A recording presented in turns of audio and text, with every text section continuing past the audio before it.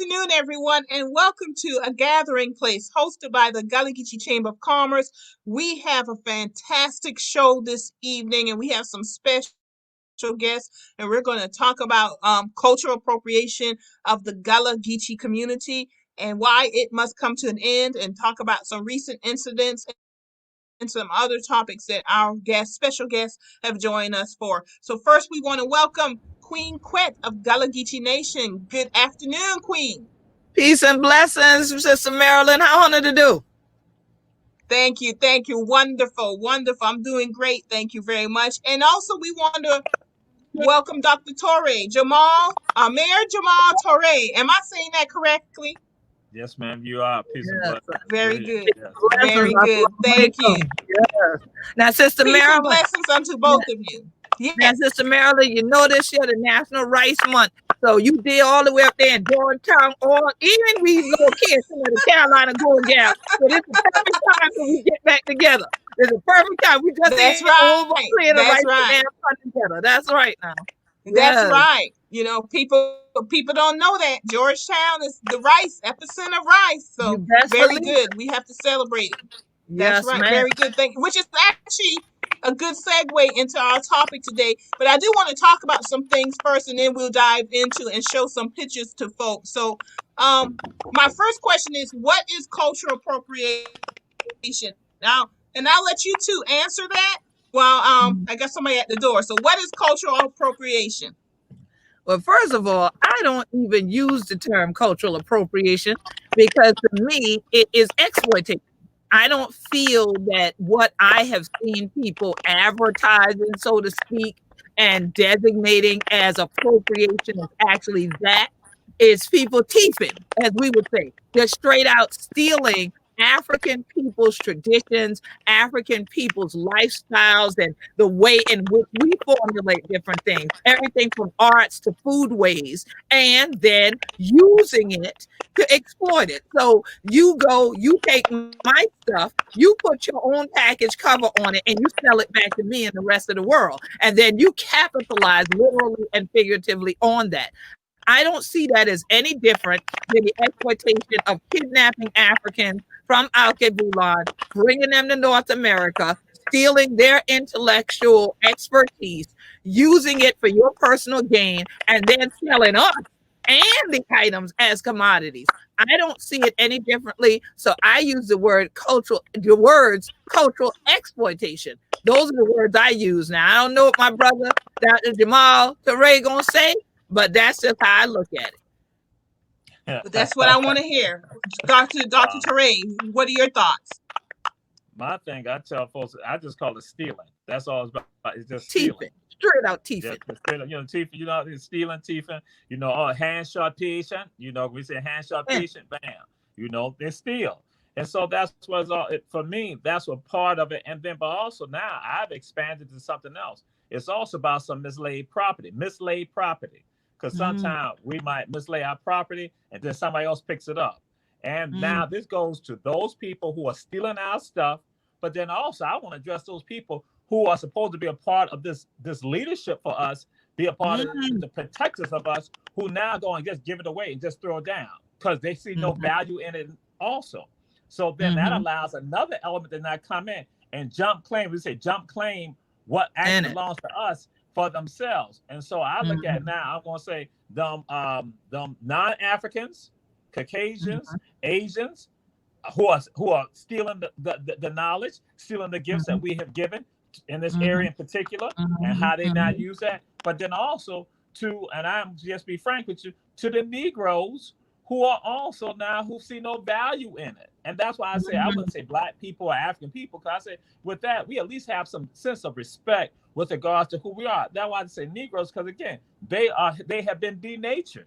So because they're denatured, they have no sense of pride in that the way somebody might crack your teeth or spread him out funny. They have no sense, because then it's like they feel embarrassed. So now somebody else got to come along and get it, and then give it to you. Then you accept it. I'm like, wait a minute. So why must other people? Why must an institution? Why must a college? Or why must an organization come and tell you to have pride and go to culture?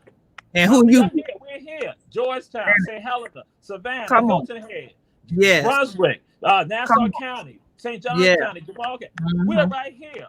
So naturally, we should be the ones pushing it. As I say, we're the ones because it's naturally ours. Guess what? And we value it. We're not going to mislay it.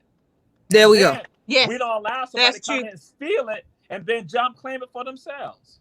Right. That's right. Right. And one thing that bothers me, and I'm going to get into some more details, some examples, is how we allow other people to identify us. And let me give you an example. In Georgetown, white folks like to say Sandy Island is Gullah Geechee. Well, all of Georgetown is Gullah Geechee. But it's like they identify it, and you don't even talk to the people who are right in front of you who are Gullah Geechee. You know, and the entire county is Gullah Geechee, but they like to identify like one area, one little pocket for their own reasons. Yeah, where the whole county is Gullah Geechee. They do it with Sapelo too. They do it with Sapelo. They try to say that Sapelo Island is the only Gullah Geechee area remaining Geechee place in Georgia. That's ridiculous. Yeah. And I share folks, and that again, and now here go again part of this so-called group of people, so be the protectors. Here goes some of them. They buy into it and sell that too. That they now go and pimp the culture also. Surely. They are parasitic on the culture when that's supposed to happen. Then some of us sit silent because that's our friend, that's our church member, that's our relative. When they are doing my church member. And that's why, and I tell folks, I say, who is the largest landowner on Sapelo Island? I say the state of Georgia. The state of Georgia. So why would they not have an interest in promoting that? And why would we stop and go and act like Savannah doesn't have a larger Gullah Geechee population in one neighborhood on any so-called island in Georgia? And why would places? Because and I'm gonna share this with you. And I've shared this, just being frank with y'all, because that's what it's about. Frank conversation and real. We have to be frank. Right. And the stuff that has happened in McIntosh County, what happened with regard to them promoting Sapelo, it has caused almost a complex with regards to the other areas of McIntosh County. Here go folks in Yolonia, Darien, Briar Patch, all of them now, they got to try to get some attention also. What am I saying? No, you are valuable in and of yourself. You in and of yourself. Right. That's what occurs. Right. And what it does, it creates division where there does not need to be division. Right. Thank you, man. Yeah. And we need to understand where this is coming from, the roots of it. And we need to understand whether it's cultural appropriation or cultural exploitation or stealing, that there is an agenda behind it. And it's not just products, but it's also land. It's how we worship. It's how we prepare our food. It's who we are, and we have every right to ownership. The most beautiful thing about being Gullah Geechee is we created a way out of no way. Come on now. We made something out of nothing.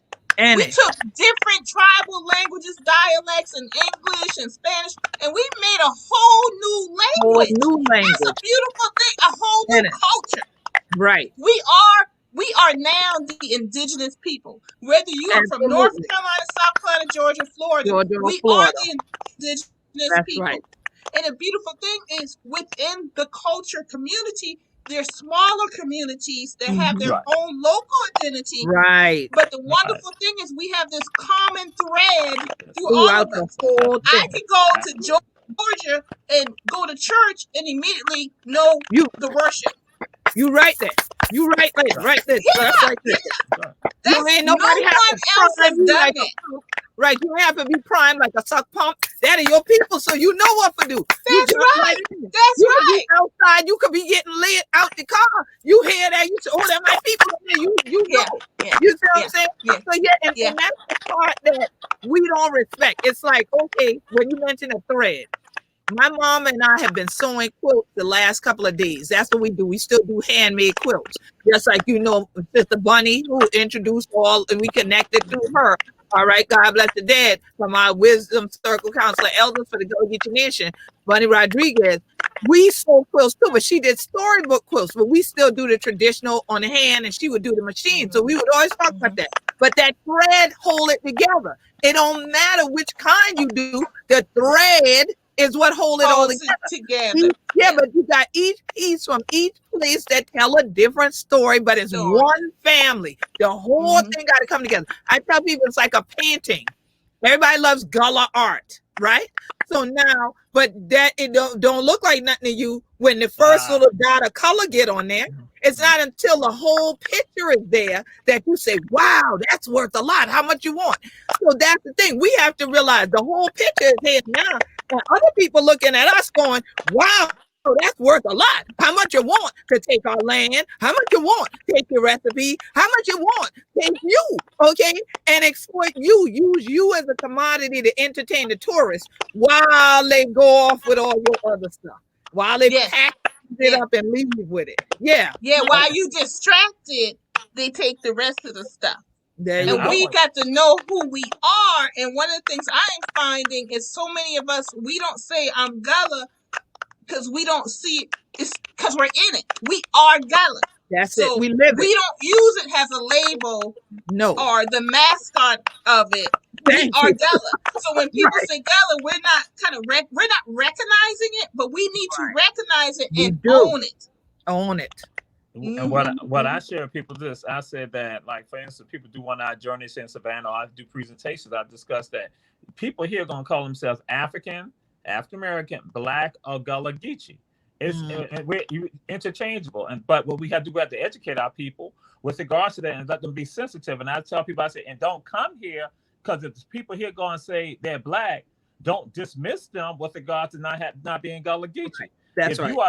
If you are so intelligent, then you understand that. But I say, if you're not intelligent and you're just here basically because you want like a human zoo, I said that's not who we are. That's not what it's about. And our culture is not that. But I share this with people that what we're looking at what happened 100 years ago. In particular, I told this, I said 100 years ago, this is where there's a concerted effort being made by Caucasians and African people with regards to the educational systems to now begin to dismiss us from having that sense of pride in being Gullah Geechee or acknowledging and I was going to say our Africanness, because I tell folks at the turn of the century, the 1900s, people were still engaging in that Africanness. And so as time continued on, they're still engaging in Africanness, but then what we thought, some of us wrongly, they felt that for us to be accepted fully into the society, we must become homogenized. Right, and assimilate. I had someone who, and she said, Jamal, we came from homes here that were bilingual homes. See, now I understood what she was talking about, but here, you will not find folks who are in their 80s and their 90s saying things like that, because again, what Sister Marilyn, what you were saying, that again, because they're not identifying, and with them, it's still a part of that degree of shame that has been infused in their minds via education. So she said, we came from homes that we spoke Gullah, and when we went to school, we spoke English. She said, but later on, what happened? She said the school stopped making us stop speaking Gullah. Gullah. I said, so now, and what we're talking about, and I used to say it was an 80-year gap, and that's that when I said that 1920 up until what we now look at now, the 2000s. That's when now we are not saying, hey, we got to take this back, and that's why I said that mislaid property of us. That's what happened. That it has been going on, and then guess what you do? You now have people who've been trained in that system not to love, not to like, not to to appreciate, respect their culture and their history here. And then if they move here, not to respect, not to love, not to acknowledge any of this. And so now we have trained people, as I said, from first grade through 12th grade, not to have an appreciation. But I said, guess what's happened now? It's now pre-K, kindergarten, 1st to 12th grade. Not having any appreciation, having no value, and now what happened? Those folks become parents, and they now become grandparents, and so we all detach from that. What I'm saying, no, we must get back to who we are and claim it and hold on to it and cherish it, and don't let other people come and not devalue who you are, devalue what your community is, devalue your the names of your community, your people, and the people who've done things like. You clamoring like they got it all, when in actuality they want what you have it all, and then they'll claim it for themselves, and then you stand. And you best believe it, because what they say, one man's junk is another man's treasure. So when we throwing out and mislaying our stuff, somebody out there with a truck picking it up, down the road. That's right. Okay, that's right. Mm-hmm. Look like Sister Marilyn froze right there. Mm-hmm. I'll go through froze. Yeah, but I'll go definitely through some more because and this is what I've seen, and that's why this disconnect that we have. Because the funny thing happened, this happened about 5 years ago. We're doing the journey, and when I said the same thing I shared about folks, I say when you come into this area from Jacksonville, North Carolina, down to St. Augustine, most people are not necessarily going to say Gullah Geechee. They're not. They're going to say those other names. So they say those other names. Don't discount them. And so, when I said this, these sisters from Columbus, Ohio said, Jamal, guess what? We were in Jacksonville, and we had asked, and this is Jacksonville, Florida. We had asked them, we want to see Gullah Geechee people. Well, she said, one of the sisters said, and when we had asked that question of the folks in Jacksonville, they want to say, you got to go to Georgia for that. But what I had told them, I say, now check this out. I say Jacksonville, Florida is the largest Gullah Geechee city in the world. Gullah Geechee city in the world. I say, but most of them don't identify with it. Thank you. That's right. My show. I got disconnected. Thank you. That's when somebody else can come and exploit it. And I told him, I said, that's it. So yes. Said, now you having the intelligence, you know how just to flow with it. And then that's right. When Queen Quet had his brother, and Sister Elder Carly Town had a brother come from France, who was a part of basically like the National Geographic magazine from France, and we went into it. But I called the first Gullah Geechee community all in Georgia, and so when he went there, he began to take photographs. He said he talked to this girl, and he said, "You're right. She didn't say she's Gullah, and she said that she's black. But when I asked her questions about certain things, he was like, that's Gullah Geechee." She knew it. So that said, you're right. And I think so, just like Sister Marilyn, again, that's what it is. So you have other people trying to tell us who we are. I'm like, no, you want somebody to tell you, you tell them who you are. That's right. Then they accept it. If they're not intelligent, then you still put them in their place. That's it. I apologize. My internet was acting up, but it's back now. They were actually in the back working on it. So I'm back. But I want to say that I'm glad the three of us are here because geographically in our family history lineage, we come from different backgrounds, but we're all Gullah. And I tell people as I go out and about with the Gullah Geechee Chamber of Commerce, and in particular white people, come up to me and say, speak Gullah. And I tell them, first of all, I tell them, I'm not a mascot. Okay? Exactly. So I don't speak Gullah on command. On command. Second, I am not fluent in Gullah. Gotcha. And it's for the reasons that you guys were citing, and for historical reasons. Because after the Civil War, when the abolitionists came down, they're like, that's bad English. And they, just like they did with the Native Americans, they taught it out of us. And I am a result of that, a family where, but I speak when I'm with my family and friends. Right. It's my speech, I call it a dialect because we pick it up and we speak differently. But it would be insulting for me to say I'm fluent when I know I'm not. To the culture. I got you. Now I can learn it, relearn it from childhood because we always. I mean, even now I speak part of it, but I would not say I'm fluent. And I tell people, do not ask me to speak Gullah because I'm not fluent. That doesn't mean I'm not Gullah because we are more than a language. We are a culture. Because I can cite what I do now, how I cook, how I eat, how we worship. Even the example I give when my aunt, who's 83 now, was born, her father died the day before she was born. Wow. And they had him sitting up in the front of the house. And my grandmother gave birth to her in the bedroom. Wow. They took the baby and passed him over. The casket. Yes. Thank you. I'm like, you can't tell me. You do not have a right to come in and tell me who's Gullah or Geechee. When my whole family is from Beaufort to Charleston, to Ediston, Horry, and Georgetown. We are in Georgetown because this side of the family. But I trace my roots up and down the coast. You know, and it really bothers me. This is why we need to have these conversations. Right. And we do have them within the room. Yeah. But we need to have it in public so we can have ownership. Like we tell people, we know who we are. And some of us need to relearn who we are. Who we be. But we need to take ownership of it. Right. Because other people will come in and they'll take it and run with it. And run. And they are. They making money off of it. Right. Mm-hmm. And some of we standing by silent. Unnecessarily so. And then what is sadder than that though? What's sadder than that is the three of us right here, fully Gullah Geechee. On both sides we family. Fully Gullah Geechee. But dang yet from we. I don't fool up with Maryland. I ain't can't care what I say. Who Jamal. I ain't gonna fool up with him neither. Can't get on my nerve. All kind of. But a bumper come. Oh yes, I have this book that seems to be about these people on the Sea Islands, and we're going to use this as the text for our course. They line up and go say they want to learn what that is from these other people because we right there. But see, the difference is, like you said, we have our own circle. That circle might be underneath the oak tree.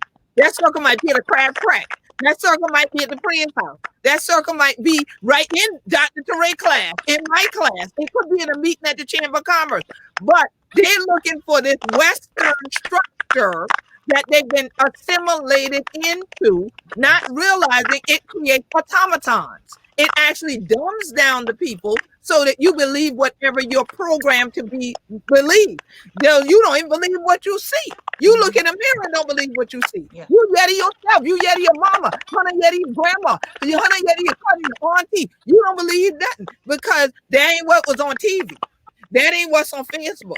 So you don't want to believe what we write you. Yeah. This is the reality. And we don't. You're right. We are right here, and we don't need TV to say that. We are people of the land and the water. Right. TV is just a tool of communication. That doesn't make us who we are. We are here. We are of the land and of the water. That's Absolutely. who we are. That's it. And look at it. Look how much we're that. They used to have us on the money. Remember? The Confederate money had us on it. Yeah. Mm-hmm. Yes. Mm-hmm. Yes. Mm-hmm. So where's the value? That's the value. We don't need Harvard. I would say we don't need Harvard to represent us. Talk about, we don't need Harvard. And I know that it's stepping on some toes right now, but we don't need Harvard to be the place to validate our language and other stuff like that. Because see, what people are not talking about when they talk about cultural exploitation, cultural appropriation, cultural stealing, that's what Harvard is doing and other institutions. But everybody else is going to chill. See, because then we have people claiming like, "Whoa, they teaching Gullah at Harvard," and wow. And big whoopty, like we weren't teaching way before that. Right. And I'm saying I need you to go and like think about what's going on right now. Please. I think that you might need to ponder if Harvard is not teaching this. What is that about? It is about when y'all talk about cultural appropriation with regards to Beyonce. I'm like saying, hey, that's the same thing going on now with regards to our culture. So I say, I don't applaud Harvard doing that. I don't applaud any of the institutions doing that when it's not taking the fullness of the respect of the people. Because I tell folks often, the people are the experts of the history and the culture. The people. Yes. You got to value the people. You got to go into Georgetown. You got to go into Monk's Corner. You got to go into Somerville. You got to talk to them for them. And then you bring them to not talk. Just, hey, just share something with y'all. Because we had someone came during the time of the festival, came to Geechee the Child Museum. She's at Geechee. Then what happened? I'm going to Defusky Day. The next day to Defusky Day, she comes over. I introduce her to some of my family members. She's not meeting people. She talked to Sister Louise Cohen. She goes back out to California. Then guess what? They not have her teaching a class on Gullah Geechee culture. Are you kidding me? Here we go. So, as Sister Louise and I said, she said, Jamal, the gal sent me an email, thanked me. She thanked me for what we did. But I said, but guess what? Why didn't she then make an effort? The same people that she was talking to, why don't you make some arrangement to have them come from here? They're not come there. Exactly. But no. But when I tell folks, when you are in academia, you do stuff like that. When you are a cultural parasite, you do stuff like that. Parasite. When you are about making money off of our people based on capitalism, because again, creating the nice Gone the Wind type history. So then that way we're still in this lowly position. You do stuff like that. So I'm like saying, no, it's time out for that. And that's why I say, no, I don't applaud Harvard and any rest of them if they're not truly using the mass of the people and that. And I'm just saying this right now because some of us will have no problem selling our birthright for a few pences. Thank you. Thank you. That's right now. And it has happened. I want to give, thank you, Jamal. This really kind of segues us into some examples I want to give. And I know y'all know which one I'm coming up with. Gullah Gourmet is a prime example. And I wanted to bring this up because even trying to speak the language on the packaging, not only is it bad enough they're using Gala, it's Geechee Peachy Cobbler. So they're even trying to take the language and put it on the packaging. You know, and this is just some other examples. Now, I just want to show the picture of the owners because they don't look like us. That's all I got to say about that. They don't, thank you, but they're making money off the culture. And been doing it for decades. Yeah, yes, especially Gullah Gourmet for decades. Geechee Boy Mill, I do have to cite that they have come out, they're rebranding their name, but I want to give this as an example. Geechee Boy Mill they've made money off our culture, and this is I don't think that looks like us either. You know. And then we have Geechee Grits out of North Carolina. Now they contacted me because I released a statement calling for the end of cultural appropriation.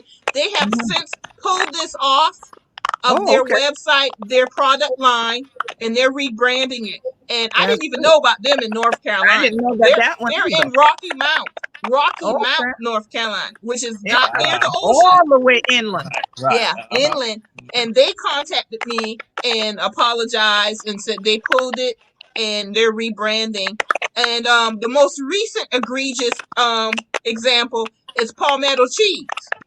Yes. And I actually have to confess, even this is in Georgetown County. That's a sister, Miss Berchella Brown, and God bless the dead. She died this past April, but this has been around since about 2007, and these are the owners, right? And when he's denying that he teaches the recipe, you know, he's online and denies that he teaches the recipe from sheep. Well, there's also videos and historic record out there because the good thing about online social media, it stays with us. Absolutely. and there are videos that out here saying it's her recipe that they're using. All right. So this gonna work out. That's all I'm gonna say. That this is gonna work out for the family. But you know that does not look like us. It is the disrespect to us. The disrespect, and historically we have been exploited, and we don't see the money from this. And a lot of these companies are private companies, so you don't get to see their books. Right.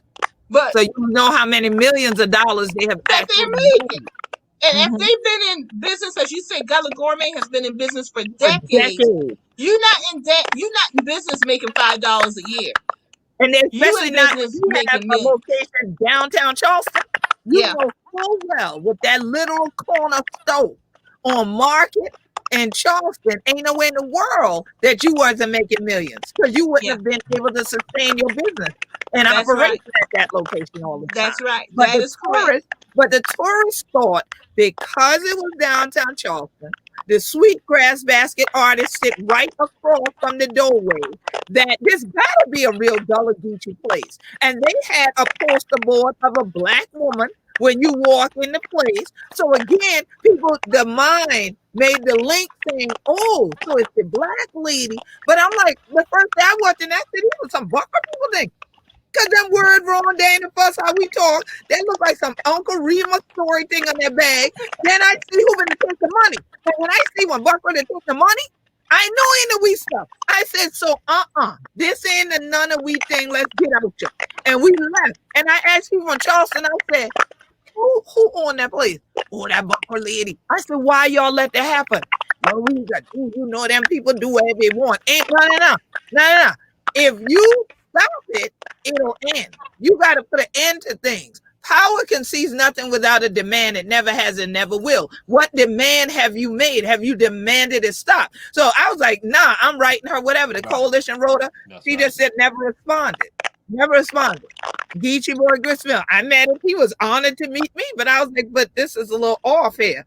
Why are you the person? I said, I was wondering who owned that place whenever I was driving the island. But it's you? Oh, yes, ma'am, Queen. It's so honored to meet you. No, it's not honorable to me that y'all doing this stuff. This is not your culture. This is not your culture. It's very disrespectful. And then when I point out, do you not realize in Charleston County, that's where we were sold.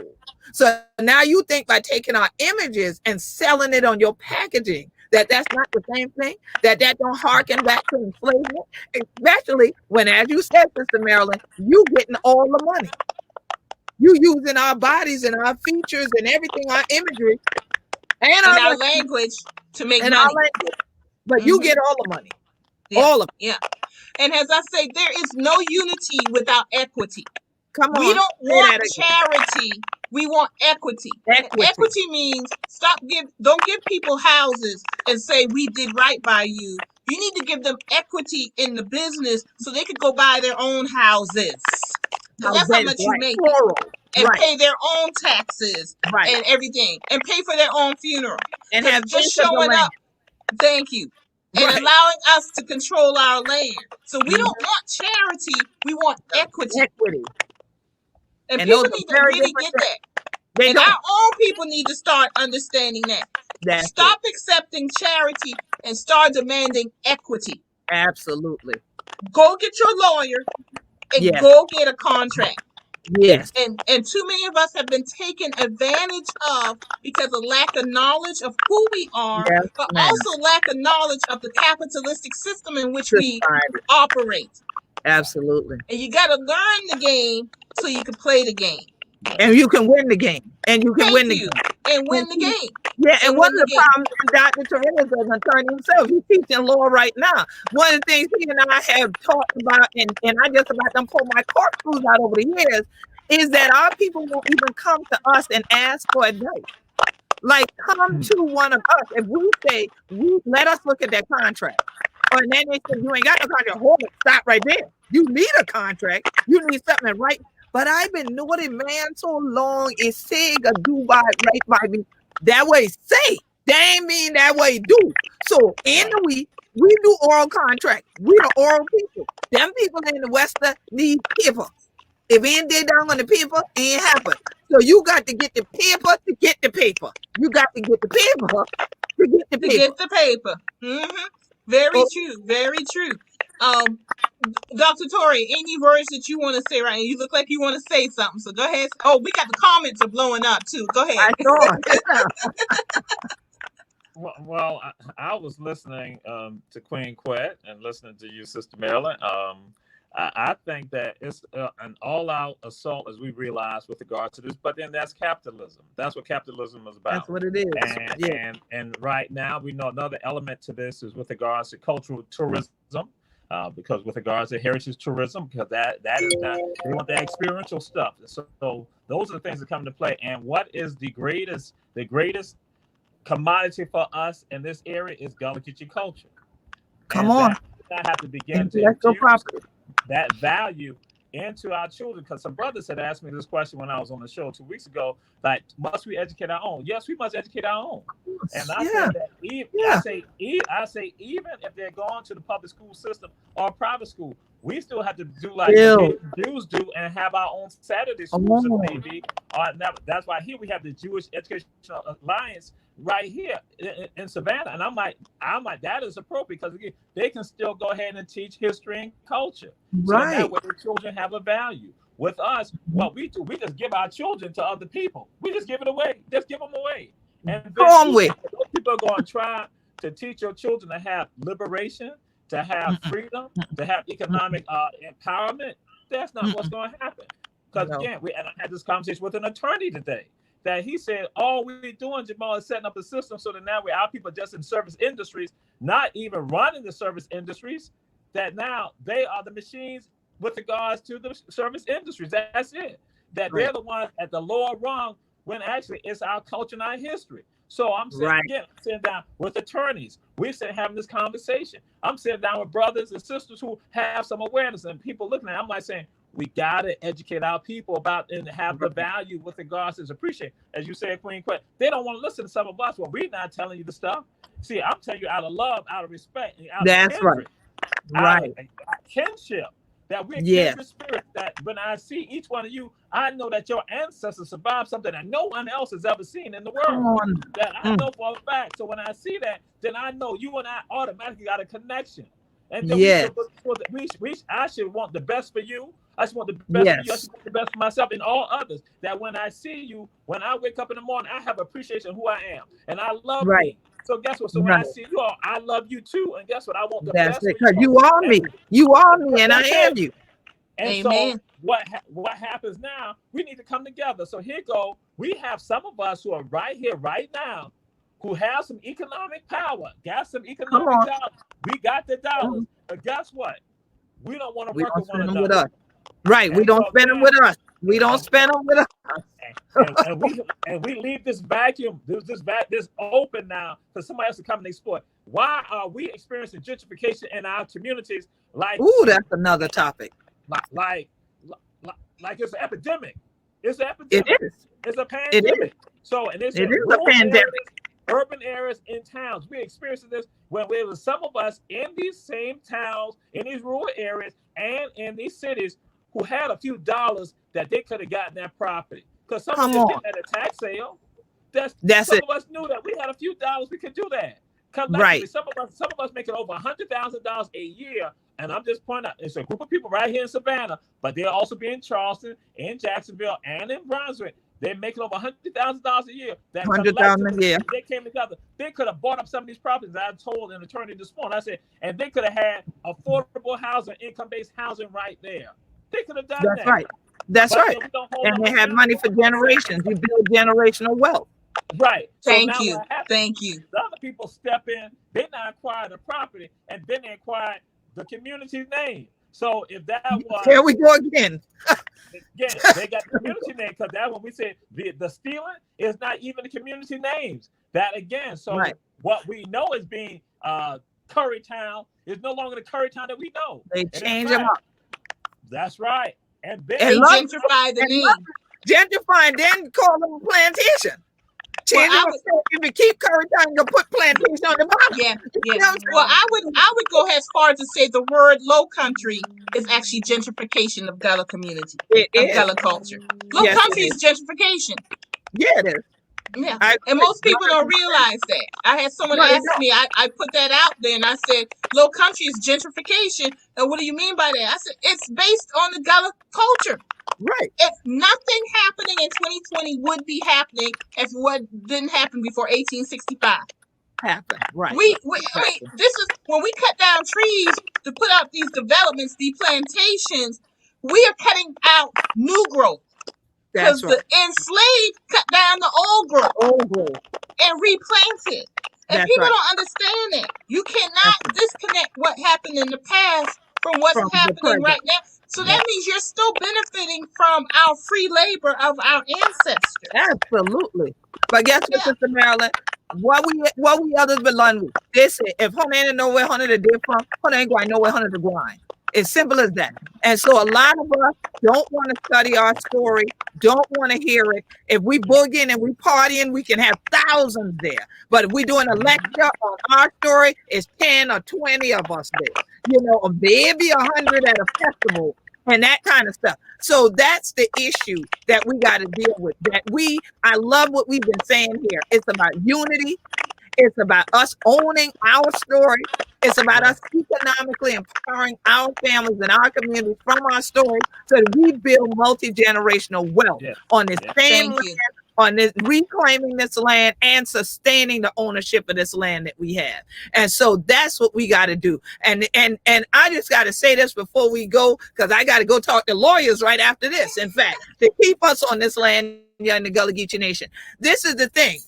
We got to stop this, what we call crabs in a barrel or crabs in a basket syndrome. If that we got this thing of, absolutely, that ain't my friend or that ain't my cousin, so I ain't gonna support that one. No, if it Gullah Geechee, it for all of we. If it Gullah Geechee, it for all of we. And we have to respect that and work together, chilling, don't to get weary. That's how we had a great camp meeting in this your promised land called the Gullah Geechee Nation, from Jacksonville, North Carolina to Jacksonville, Florida. Stop being hateful to one another, because we be Gullah Geechee anointed people. Ain't no hatred in that. It's all blessing. We got to come together in unity. And I'm so proud to be here with y'all today. Y'all ain't know I could shout and say, if I'm going to go out a friend, I would, what? Okay then. Y'all ain't know. Thank you, Queen Quet. You are correct. And I just want to say this, and you and Dr. Torres touched on it. If we cannot see the humanity in ourselves, I cannot see it in anyone else. That's true. And we as the Gullah Geechee people, we are global. Just claim it. We are global. We are from West Africa. We got cousins in South America. Absolutely. People need the islands, the Caribbean, England, and North America. And when we come together, when we realize that and come together, we are a force to be reckoned with. And we need to remove the westernization from our minds. That's it. Listen and be silent and listen to the ancestors, because they talking to us every day. Every day. They talk to us every day. We just need to be silent sometimes and listen and start growing. That's it. And re-see the humanity in ourselves, because that's where it started. Africa's where it started from. Yes, right. You know, that's where it started from. And we didn't come here enslaved because we were weak. We were enslaved because of the knowledge and the strength that we had. And it took so much to take and create this whole new culture and connect us. That's a beautiful thing when you could go to Savannah, or you could go to Jacksonville, Florida, or to Wilmington, North Carolina, to Jacksonville, North Carolina, and immediately have those connections. No one else did this. Nobody. No one else did this. That's right. That's right. You know, so we need to take it. We need the abundance, we already have the abundance. That's right. We just gotta own it. We gotta own it. So you know what? We gotta get away from assimilation and get to nation. Get away from assimilation and get to nation. If we can get there, we would have accomplished the thing that our ancestors died for. And that is why you see on our national flag, those are human bodies intertwined. That's how we still need to be rooted together, that nobody can get between us. So if somebody coming from Maryland, they coming for me. If they coming for Dr. Torres, they coming for me. Right. So then I ain't about to let them get them. Right. You see what I'm saying? So we don't need to be killed by friendly fire either. And Dr. Torres, I know you love quotes, and you said it before. You said it ages ago. You said, when there is no enemy within, you ain't got to worry about the enemy without. You see? So that's the thing. And so we got to deal with that. But that's our homework, literally, Sister Marilyn. So I'm so glad that we got a place to gather in so we can start doing this homework. We do. We just need to do the homework. Dr. Torres, I know, Queen Quet, that you have to go. Thank you for joining us. I'm going to wrap up with Dr. Torres. You go ahead and take care of business. And we will see you. We're gonna bring you back, because we got to talk about gentrification. And because that's a whole nother hour, 2 hours. That's a whole nother hour. That's a whole nother hour. But we'll be seeing you. Peace and blessings to you. Blessings. Love you, Dr. Torres. We'll be seeing each other again. Queen Quet, no, Savannah is the capital of the Gullah Geechee Nation. No, it ain't. Don't let me tell you story. Let's go. Maryland, don't let me storyteller. No. It's in South Carolina. I can leave a switch for him. You gotta go. Okay. All I know is Georgetown is the epicenter of rice. Yes, Georgetown is the epicenter of rice. I agree with that. That's right. Charleston, I agree with what Marilyn said. I don't agree with Dr. Torres. See, we were unified until. All right, Queen Quet, we'll be seeing you. We'll be in touch. All right, peace and blessings. Peace and blessings. So, Dr. Torres, we're going to be wrapping up soon. I want to remind everyone that you are watching A Gathering Place, hosted by the Gullah Geechee Chamber of Commerce, and I knew this show was going to be fire. And it is. It is something that we need to talk about. So, Dr. Torres, anything that you want to add? It looks like you might be locked up a little bit. Oh, there you are. You're back. All right. anything that you want to add that we need to hear about?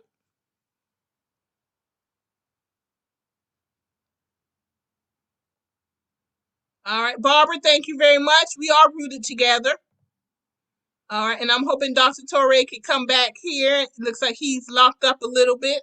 Dr. Torre, I know y'all, we've been having some rough weather. Oh, looks like we lost him.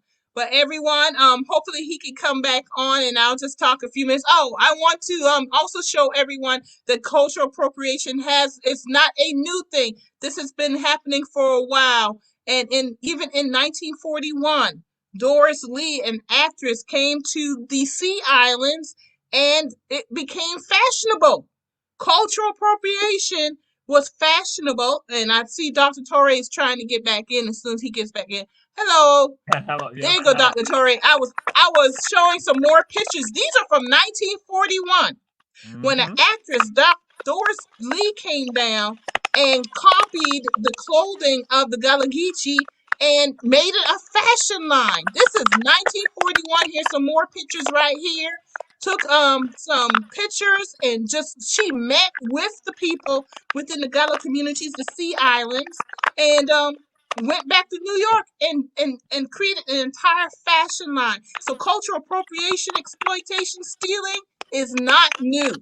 It's not new. I think what's happening now is more people are paying attention, and has more people learn about their culture and community and embrace it and own it, take ownership of it. That means we're going to have to step out and demand the end of cultural appropriation. And the Gullah Geechee Chamber of Commerce, we have already done that. We have made a statement about 2 months ago that we demand individuals and companies to cease and desist the use of the terms Gullah Geechee and or Geechee, and especially spelled Geechie, because that's a sly way of trying to get over, and we see that too, and or imagery of members of the Gullah community. And of course, with the end of cultural appropriation, we promote people to increase and continue their spending money in Gullah and Black-owned companies. That's the flip side of it. Now you got to make the investment in the community. Spend your money with Gullah and Black-owned individuals, Black-owned companies. All right, that's how we've got to do it, so we can have generational wealth, so we can keep our land. You got to figure out how to keep your land and pay those taxes, because this is the world we live in. And so Dr. Torre, any thoughts that you may have?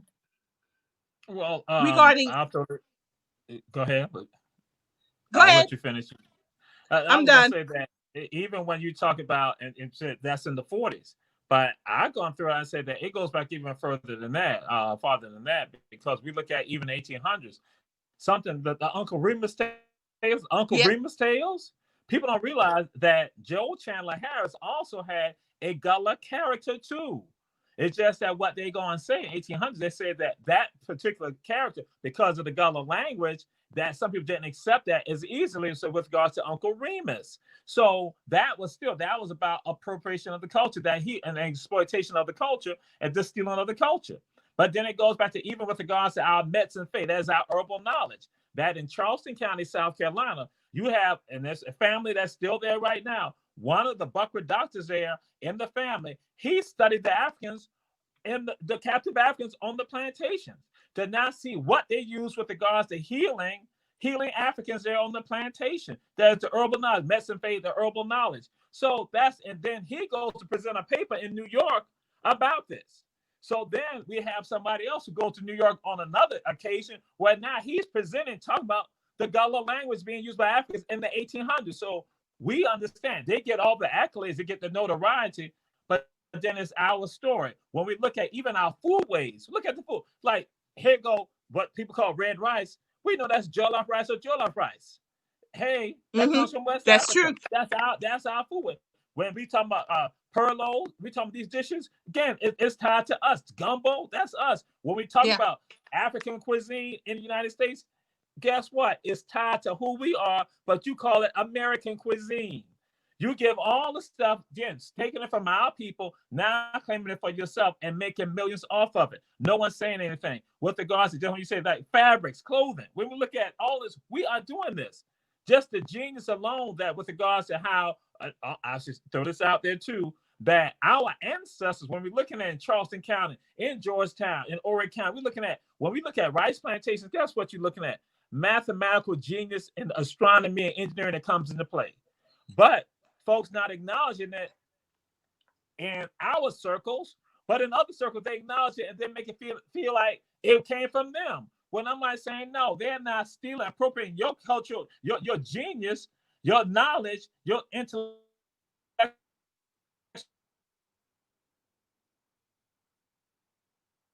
Dr. Torrey was so hot, he's getting hung up a little bit. I know he'll come back in a second, though. Y'all, I hope that everyone, there you go. But you back, Dr. Torrey? Yeah, the image is that they are the ones that had created this. When I'm like saying, no, you are the ones that created this right here, and you got to stand firm and not let that be known. That's why I would say infusing it in our minds of our children when they are babies, so that even if you think that they're rejecting it, still have the seed planted in them, because there's going to come a time that now, because you put that positive information in them, it's going to sprout. It's going to be nurtured. We got to do that. And then even with regards to our elders, have our elders understand there's no more shame with regards to any of this, that you don't look at other people. When you talk about when we go to our churches, that when we begin to understand that the house of God, how we are praying, what we are doing in the house of God as African people, that is the African foundation that got to come through this Gullah Geechee experience right here. We are, as I tell folks, the holy land of African America. This area right here is the holy land of African America, not Jamestown, Virginia. It's coastal Georgia, coastal South Carolina, northern Florida. We are the ones. And that when our people begin to understand. When our people understand and we take ownership of it, then we can move forward. Then we can create generational wealth. And I know Dr. Torrey has hung up just a little bit more, but he'll be back in a second. And I think people need to understand it. This is how we build generational wealth. We have to acknowledge who we are, and what we created, and the opportunities that are available to us. And as the Gullah Geechee Chamber of Commerce, then they begin to see our value. Go ahead.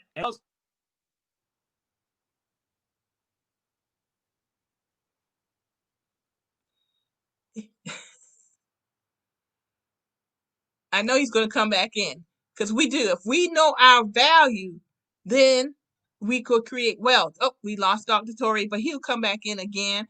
Once we know our value, once we recognize who we are and take ownership of that, then we can move forward as a community. We can create generational wealth because our abundance is here. A good friend of mine who started a community garden this year, and she started the Gullah Preservation Society, Miss Zenobia Harper, actually said, we were standing in her garden, and she said, we lost you, Dr. Torrey, but I just started updating. I was telling them about, I don't know if you know Zenobia Harper, but she's with the Gullah Preservation Society here in Georgetown. Great artist, just great knowledge of our community and our history and who we are. And we were standing in the community garden she made this year. And what she said to me is, said, Marilyn, this is where our abundance is. This is our abundance. That we can walk out and grow what we grow. And we don't have to run in the grocery store for everything. And this year I started a potted garden. My okra's in there. And guess what? I took that okra and gave it to my aunt 2 or 3 times this season, and she made gumbo from it. That is our abundance. That's why we have to take ownership of who we are. Because once we get ownership, we can work, we can move within this space that we've been forced into, of that Western society. But we've got to go back. We've got to listen to the ancestors and understand who we are and recognize the abundance that we already have. And then take that, and that allows us to move and create generational wealth so that we don't lose our land. So our children are educated. And it's not just speaking to our children. We got to show our children. We got to do it, folks. You got to take something and show your kids, even if it's growing a garden in your yard. I mean, that goes back. How many of our grandparents grew gardens in the yard? I grew up with folks giving that, sharing the eggs, bartering, sharing the eggs, sharing the abundance. We've got to go back to that. We've got to go back. And one thing with climate change, and I've been saying this, it is the Gullah, it is the indigenous people who are going to save us. Because we have to go back to what is our inheritance when it comes to the land and to the water. And if we don't do that, climate change is going to take us all out. It don't matter if you're black, white, or whatever. It's the indigenous people who are going to save us. And Gullah Geechee, we are the indigenous people of this coast. And we've got to own that. But Dr. Torrey, go ahead and finish what you were saying before we lost you, so we don't lose you again. Yeah, the thing said move maybe closer to the router, so that's why I came a little closer to the router from out the office area. But basically now, obviously, you jumped into something that we were going to get to, that with regards to farming, doing urban farming. Even if you're in urban environments, we need to do urban farming, and that especially. And now, what we need to be doing. Because again, we have to be about not just talking about and I'm going to say fussing about certain things. We now have to go. When we say show, we now have to implement policies. We have to make our elected officials now implement policies with regards to some of the changes in the various ways. If it's from the gentrification issues, cultural protection issues, to also with regards to urban farming. That again, because some of our towns, some of Oh, it's getting good. There we go. Go ahead. All right. Well, what happened is that the towns, they have lots. They have lots. And they're just sitting there. Why can't we not go and engage in urban farming? And that's how I say, why we can do that. And again, guess what? You're able to not take care of the needs of some of the people. But then I also threw something else out the folks. I say, but also, what about urban fishing? Urban, so with regards to farms, with regards to fishing, that we have fish farms, that we can do. So we have some water, we have some ponds in our areas. That here go, we saying our people not during this time of COVID, that we cannot go and set it up so that now at least we know that the food ways of the people are going to be taken care of. The food needs of the people are going to be taken care of. The food security issue is going to be taken care of. So we don't have to now go and be concerned about people starving. That nutrition, that we are playing a role with regards to that. And then, hey, as I said, policies with regards to elected officials, with regards to our governments, but then also when we have these social service agencies and organizations, these nonprofits, when you're trying to find something, so you're looking for grant monies, look for grant monies that will then assist with regard to that. Imagine what you can do if you feed the people, because you can't have a revolution if you can't feed yourself. So Excellent. Guess what? You can't have a community if you can't feed the people in the community. If people are starving physically, guess what? That's a problem. And then that leads to other issues too. So I'm like saying, no, let's start making those moves. And so when you said that, I like came back on. I'm like, yes, that's why I want to throw out the folks. And that, but again, it's about us now, not just talking about amongst ourselves, that we now go and begin this political process. Some of us going to say the policies can't change nothing. Yes, it does, because guess what? You're in the condition right now because of politics. So we got to take an active role in this, and we have to be voices with regards to this right here. And that even if you don't want to run for office and you say it's a dirty business, guess what? You now be the power behind the throne. That's what you do.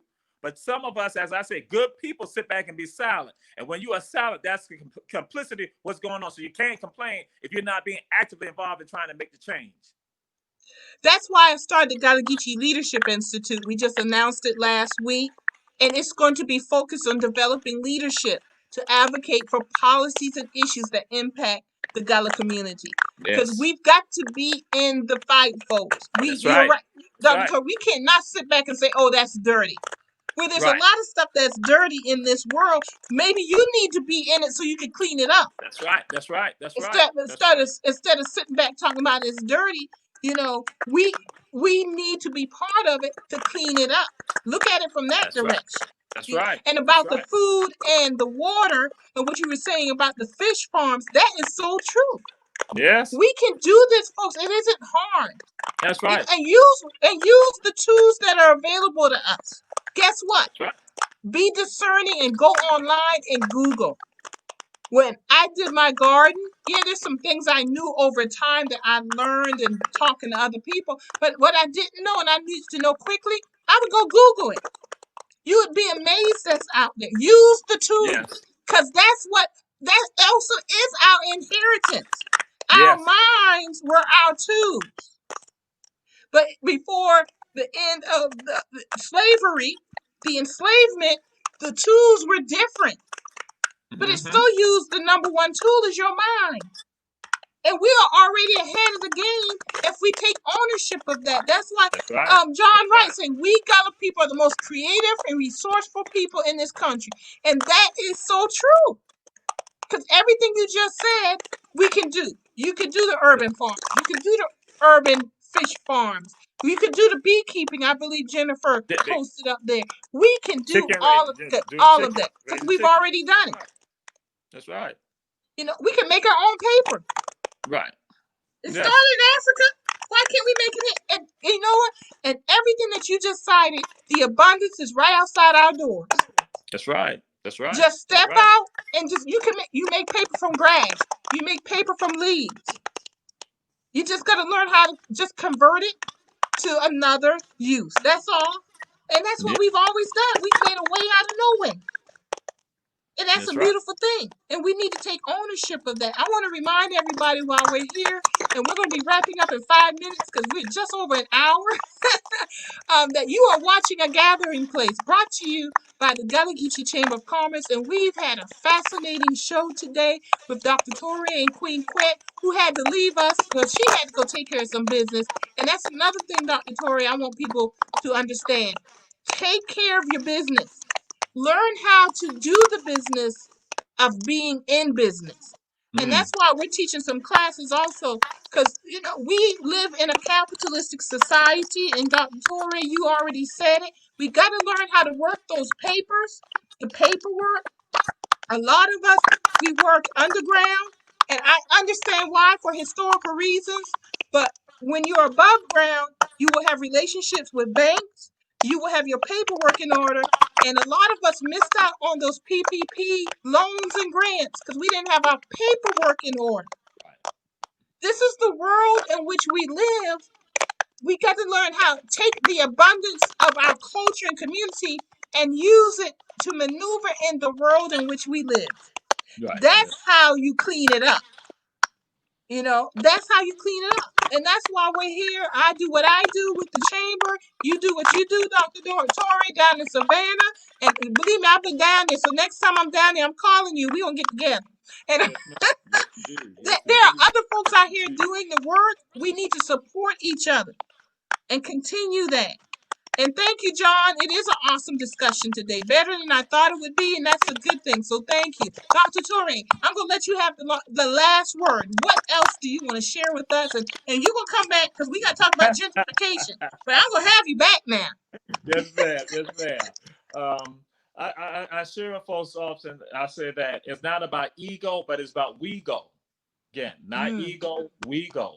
We go to success. We go together. We build that. We have no shame. When I see you, I understand that you and I have a connection that other people in this world will not understand and don't have. And so for that, then I need to work with you and what efforts that you have going on, what are noble efforts. I might say that vice versa. So that's what we do. That our success is not based on ourselves. It's based on other people. You achieve your greatness not by yourself, but because other people help you along the way. And because of that, then you turn back around to help others also. You do what you can to help others now achieve success. And that's how we build, as I said, ultimately get to liberation. And that when we go and bring it down to the smaller pockets with regard to being Gullah Geechee people, that's what we look at. We look at taking care of the entire area. That we just go and compartmentalize, because that's when they get you when you compartmentalize. You think what's happening to you in Jacksonville, North Carolina, is not the same thing happened to you in St. Augustine. The stories are the same. When we begin to break those walls down, we understand that, listen, we all come together. And that when we come together, as Queen Quet throwing out there, then guess what? I'm not going to let anybody cause any harm to you all. So, because again, we are family. The family looks out for family. And so again, we make sure that we don't have that jealousy and that envy in our hearts towards one another. We look at saying how we need to have this happiness, this joy that you're being successful. And what can we do to help you further successful? And then in turn, you don't be selfish enough to say it's about you. You didn't say, okay, how can I help you? We collaborate with one another, that we spend our money with one another, and we talk and promote each other. So yes, people understand that, listen here, we are truly a family, and that we are protected all the time because there are no enemies within us. Because guess what? They can't do nothing on the outside. That's exactly right. And that's actually the best way to end this show.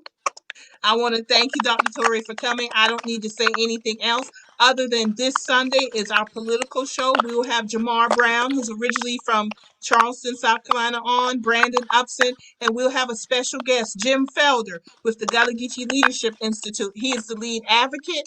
So I encourage everyone to come back at 4 o'clock this Sunday to A Gathering Place.